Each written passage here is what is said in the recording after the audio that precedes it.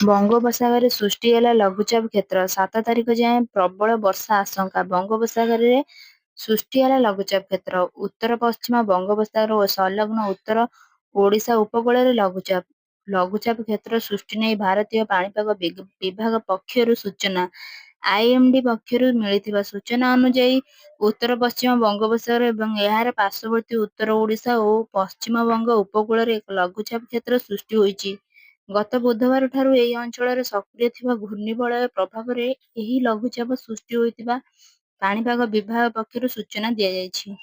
ଘୂର୍ଣ୍ଣିବଳୟ ସମୁଦ୍ର ପତନଠାରୁ 7 କିଲୋମିଟର ଉଚ୍ଚତା ପର୍ଯ୍ୟନ୍ତ ବ୍ୟାପିଛି ଏବଂ ଦକ୍ଷିଣ ପଶ୍ଚିମ ଦିଗକୁ ଢଳି ରହିଛି। ଆଗାମୀ 2 ରୁ 3 ତାରିଖ ମଧ୍ୟରେ ଲଘୁଚାପ ଅଧିକ ସକ୍ରିୟ ଓ ଘନୀଭୂତ ହେବାର ସମ୍ଭାବନା ରହିଛି ବୋଲି ଆଇଏମଡି ବିଜ୍ଞପ୍ତିରେ ଦର୍ଶାଯାଇଛି। ଏହାର ପ୍ରଭାବରେ ମୌସୁମୀ ସକ୍ରିୟ ହେବ।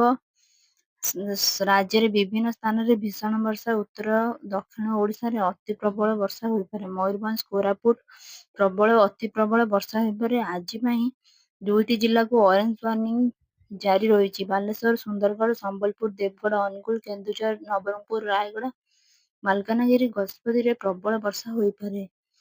ଏହି 10ଟି ଜିଲ୍ଲାକୁ ୟେଲୋ ୱାର୍ଣ୍ଣିଂ ଜାରି କରାଯାଇଛି।